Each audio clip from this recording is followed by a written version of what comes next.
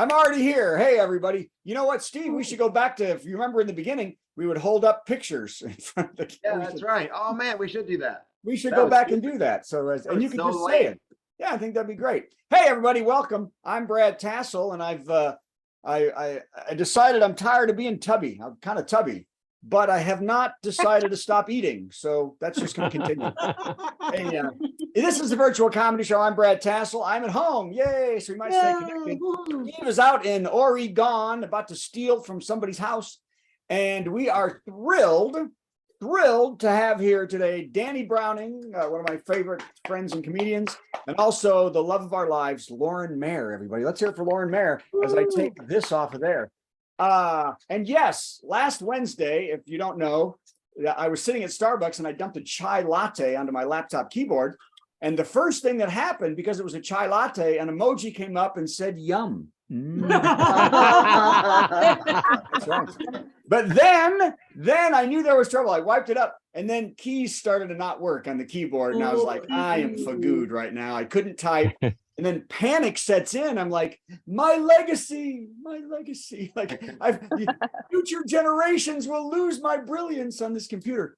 And luckily, I've been able to transfer most of my hard drive over. And one of the good things and the problems is that, like most of us, 90% of what was on that computer is crap. And I don't want it.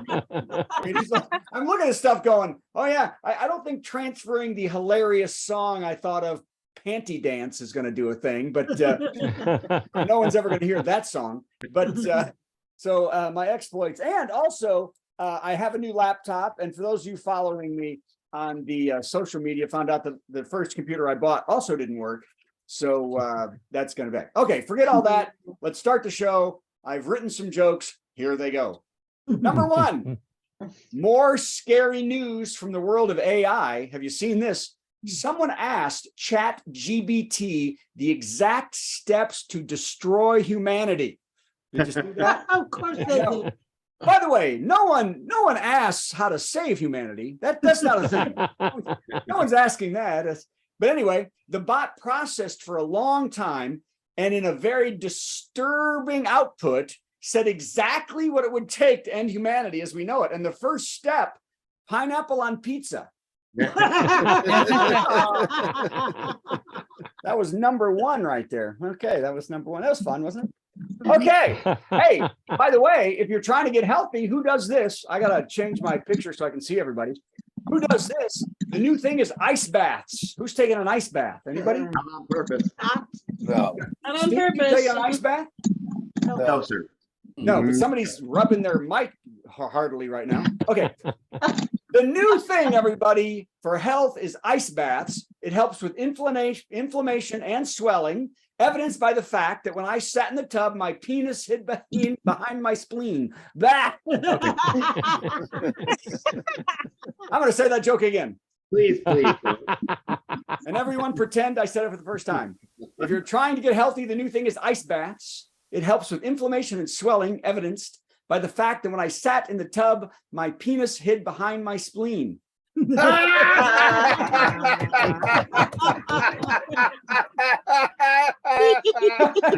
it's still there, everybody. Still there. Okay, next up. Hey, the Dalai Lama is in some hot saliva. I mean, water. Did y'all see he was goofing around with a young boy by asking him to suck his tongue? Because that's what you do with the kids these days for fun, don't you? I guess this is a Tibet thing, is it? His most lamaness has apologized. He said, I should have done what a real lama would do and just spit at the kid. Yeah. And his parents agree. By the way, in Tibet, in Tibet, a traditional greeting is sticking out your tongue, which goes back to a myth from the 9th century about a king who had a black tongue. Did you know that? That's true. The response to the greeting is not sucking the tongue, though. That is not the response. The response and the traditional response for sticking out your tongue from the 1940s, Mo grabbing it with a large set of pliers.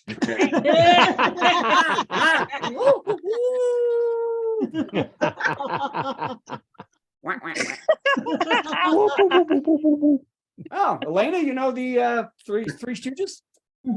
Yeah. Okay, good. So, hey, who knows? Oh, wow. The historic trial between Fox News and Dominion Voting Systems has been delayed until tomorrow. Dun, dun, dun. That's right. Fox said they needed one more day to get their personalities into the doctor for vocal cord removal.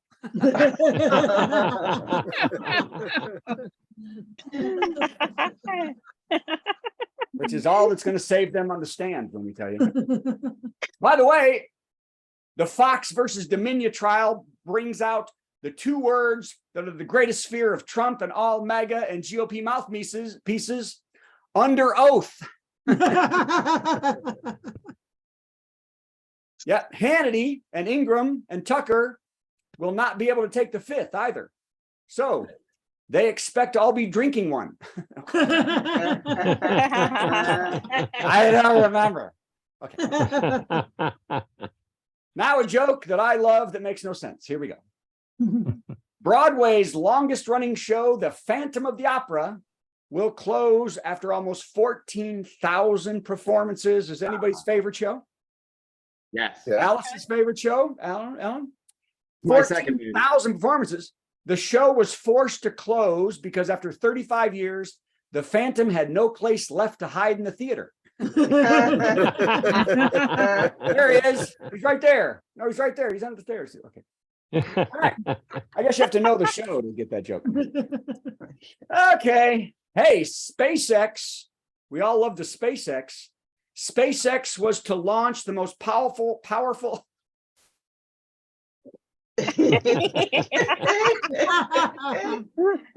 I should read these once over. It'd be easier. SpaceX was to launch the most powerful rocket ever built today. They were supposed to do that, but the mission was scrubbed. CEO Elon Musk said his sole purpose for creating SpaceX is to someday develop a vehicle to establish a settlement on Mars to populate with his kids. There'll be over 300 by that time. And if Nick Cannon takes the same offer and sends his kids, Mars will be full. Yeah. Add Mick Jagger's kids and you got an entire country. Okay. Oh, Dateline, April 17th. A woman in Florida spent her life savings and finished paying off her daughter's cancer treatment. And later that day won millions in the lottery. Isn't that amazing? Wow. Good for her. That happened today. Well, isn't that a fortunate timing, said the IRS. We'll take ours. Yep, April 18th is tax day. Alice just finished hers yesterday, right? Mhm. That's right. Yep, April 18th is tax day this year, so I hope you are prepared. And April 19th is traditionally where'd that hemorrhoid come from day.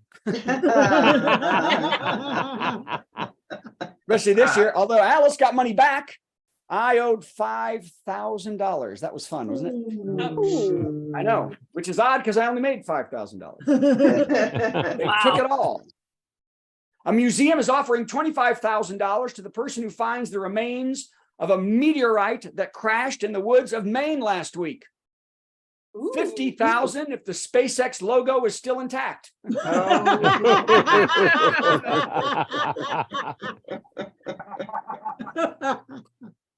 Good. All right. Good one. New York City has hired a woman for their rat czar position, and it pays $155,000 a year. She will now take on the task of keeping George Santos on Long Island. No rats. And he's the biggest. Hey, did you see this? This is wild. I'll be in Spain in about 12 days. Whoa. Getting on a crossing, but a Spanish athlete, Beatriz Flamini, just spent 500 days alone in a cave. Yeah. She has now emerged, and the GOP in Kansas are excited to examine her genitals. What? See, that's what they're doing to the athletes there. Yeah. Okay. You know, Okey-doke. it's lovely. Okay, well, let's throw that one away and move on. 2 more. Scientists from the Smithsonian have been studying plastic garbage dumped in the sea. They have removed hundreds of pieces of plastic from near the shore and found it is being colonized by a vast array of different species, and those organisms are reproducing on the plastic. Isn't that wild? Of course they are. Yeah, no, it's amazing to see life being created on plastic like this. Commented one researcher, right? That's what they said. Now, scientists also said the organisms that live on latex are forever saying, it doesn't feel as good, baby. Ah.